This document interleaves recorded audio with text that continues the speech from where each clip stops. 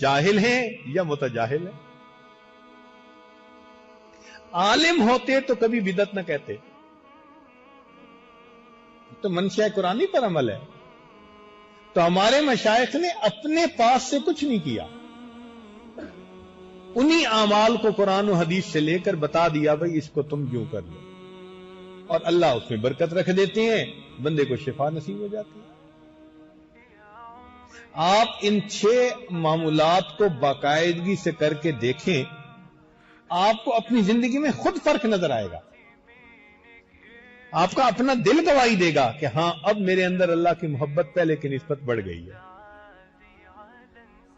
تو اس لیے جیسے ہم جسمانی بیماریوں کا علاج کرواتے ہیں، ایسے ہی ہمیں روحانی بیماریوں کا بھی علاج کروانا چاہیے. یہ روحانی بیماریاں واقعی ہوتی ہیں. ذہن میں ایک سوال پیدا ہوتا ہے، جی روحانی بیماریاں ہوتی ہیں. اس کی دلیل قرآن عظیم الشان میں سے. کون سی دلیل؟ اللہ تعالیٰ ایک جگہ ارشاد فرماتے ہیں کہ اے نبی علیہ الصلوۃ والسلام کی بیویوں، پردے میں رہو، ایسا نہ ہو فَيَطْمَعَ الَّذِي فِي قَلْبِهِ مَرَضٌ، کہ تمہیں دیکھ کر طمع کرے وہ بندہ جس کے دل کے اندر بیماری ہے. اس کا مطلب یہ کہ قرآن سے ثابت ہو رہا ہے کہ جب غیر عورت کو دیکھ کر کسی کے دل میں طمع ہوتی ہے، شہوت اٹھتی ہے، تو یہ کیا چیز ہوتی ہے؟ فی قلبہ مرض. قرآن کہہ رہا ہے فَيَطْمَعَ الَّذِي فِي قَلْبِهِ مَرَضٌ. اب اگر ایک بندہ مسجد سے باہر نکلتا ہے اور اس کے لیے آنکھ کو کنٹرول کرنا مشکل، ادھر بھی عورت چلتی دیکھتا ہے ادھر بھی دیکھتا ہے، تو بھائی یہ تو کنفرمیشن ہو گئی کہ اندر روگ ہے. لوگوں کو ہم دھوکہ دے سکتے ہیں، رب کو تو دھوکہ نہیں دے سکتے. ہمارا رب تو جانتا ہے نا کہ یہ ادھر بھی دیکھتا ہے ادھر بھی دیکھتا ہے. تو جس کی نگاہ اس کے کنٹرول میں نہیں وہ پکا روحانی مریض ہے. ہوائی جہاز پہ سفر کرتے ہیں، ایئر ہوسٹس کو دیکھتے ہیں یا نہیں؟ بسوں پہ ویگنوں پہ سفر کرتے ہوئے مسافر عورتوں کی طرف دیکھتے ہیں یا نہیں؟ راستہ چلتے ہوئے ادھر ادھر دیکھتے ہیں یا نہیں؟ دکاندار صاحب آنے والی گاہک عورتوں کو دیکھتے ہیں یا نہیں؟ اگر نظر میں ہوس ہے اور نظر اٹھتی ہے پیچھا کرتی ہے تو یہ تو کنفرمیشن ہو گئی کہ روحانی بیماری موجود ہے. اب روحانی بیماری کی کنفرمیشن بھی ہو اور بندہ علاج نہ کروائے تو وہ تو قابل رحم انسان ہے. ایسے بندے کو تو قابل رحم کہا جاتا ہے کہ بیمار بھی ہو اور علاج پہ توجہ بھی نہ دے. بلکہ اطباء کہتے ہیں کہ سب سے بڑا مریض ہی وہی ہوتا ہے جو اپنے آپ کو مریض ہی نہ سمجھے.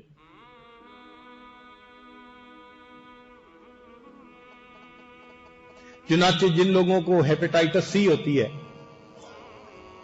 اور وہ علاج نہیں کرواتے، جی ٹھیک ہے، آپ دیکھیں چند مہینوں کے اندر ان کے جسم کے اعضاء سکڑ جاتے ہیں جس پر اثر ہوتا ہے، اور بالآخر وہ بندہ موت کے منہ میں چلا جاتا ہے. یہی روحانی بیماری کا علاج یعنی مثال ہے کہ جو سمجھتا ہے کہ میری آنکھ پاک نہیں اور پھر علاج نہیں کرواتا، اس کا مطلب یہ بے ایمان مرنے کے لیے تیار ہے. چنانچہ علماء نے لکھا ہے کہ بد نظری کے بڑے نقصانات ہیں، ان میں سے ایک بڑا نقصان یہ کہ موت کے وقت بندہ کلمے سے محروم ہوگا. اکثر موت کے وقت جو کلمے سے محروم ہوتا ہے بد نظری کے گناہ کی وجہ سے.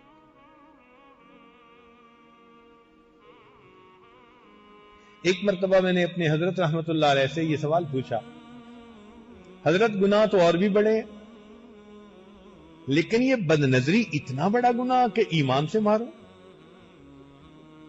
اور ذہن میں ایک دو واقعات بھی تھے. جنید بغدادی رحمت اللہ علیہ کا مرید ساتھ جا رہا تھا، حافظ قرآن تھا. ایک خوبصورت لڑکے پر نظر پڑی، پوچھنے لگا کہ حضرت ایسے لوگ بھی جہنم میں جائیں گے؟ حضرت نے فرمایا کہ تو نے بری نظر ڈالی، توبہ کر۔ نہیں میں نے تو ویسے ہی کہا ہے، مانا نہیں۔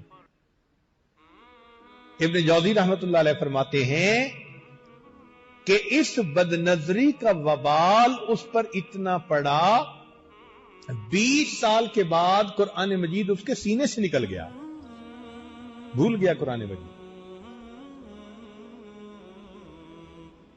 ابن جوزی رحمت اللہ علیہ ایک اور بھی مثال دیتے ہیں کہ مؤذن اذان دینے کے لیے مینارے پہ چڑھا اور ہمسائے کی طرف نظر پڑی، ان کی جوان لڑکی تھی، ایک بد نظری پر ایسا اثر ہوا کہ بالآخر ایمان سے محروم ہو گیا۔ تو اب یہ واقعات ڈراتے ہیں بندے کو۔ تو اس عاجز نے یہ سوال کیا کہ حضرت ان واقعات کو پڑھ کے تو بڑا ڈر لگتا ہے کہ کیا یہ اتنا بڑا گناہ ہے کہ ایمان ہی سے محروم؟ دیکھو، قتل کرنے والے کو ایمان سے محروم نہیں کہا گیا، چوری کرنے والے کو محروم نہیں کہا گیا، لیکن بد نظری کرنے والے کو ایمان سے محروم۔ حضرت نے فرمایا کہ ہاں، اس کی بنیاد یہ ہے کہ یہ اللہ رب العزت کی غیرت کا معاملہ ہے۔ کیونکہ انسان غیر کی طرف للچائی نظر سے دیکھتا ہے، اللہ فرماتے ہیں اور تو حسن دینے والے کو بھول گیا اور حسن کے پیچھے دیوانہ بن گیا۔ میری طرف سے تو نے نظریں ہٹا لی، مخلوق کے اوپر نظریں جمائی۔ یہ جو غیرت ہوتی ہے نا، یہ برداشت نہیں کرتی۔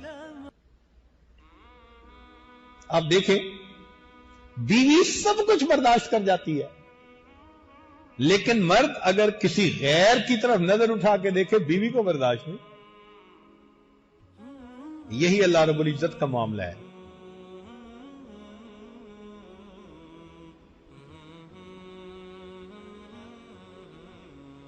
نبی علیہ الصلوۃ والسلام نے فرمایا، میں انسانوں میں سب سے زیادہ غیور ہوں، واللہ اغیر منی، اللہ رب العزت مجھ سے بھی زیادہ غیور ہے۔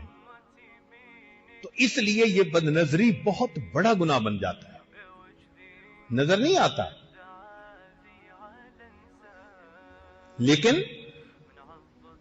یہ اس بات کی دلیل ہوتا ہے کہ انسان کا من بیمار ہے۔ اب جب بیمار ہے تو علاج کروائیں۔ اور ایک اور اس کی دلیل کہ باطنی بیماری ہے یا نہیں، ہم جب نماز پڑھنے کھڑے ہوتے ہیں تو نماز کے اندر ہمیں نماز کی طرف دھیان ہوتا ہے یا دنیا کی طرف دھیان ہوتا ہے؟ اپنا دل گواہی دے گا۔ اگر تو شروع اللہ اکبر سے لے کے سلام پھیرنے تک اللہ کا دھیان رہتا ہے، ان تعبد اللہ کأنک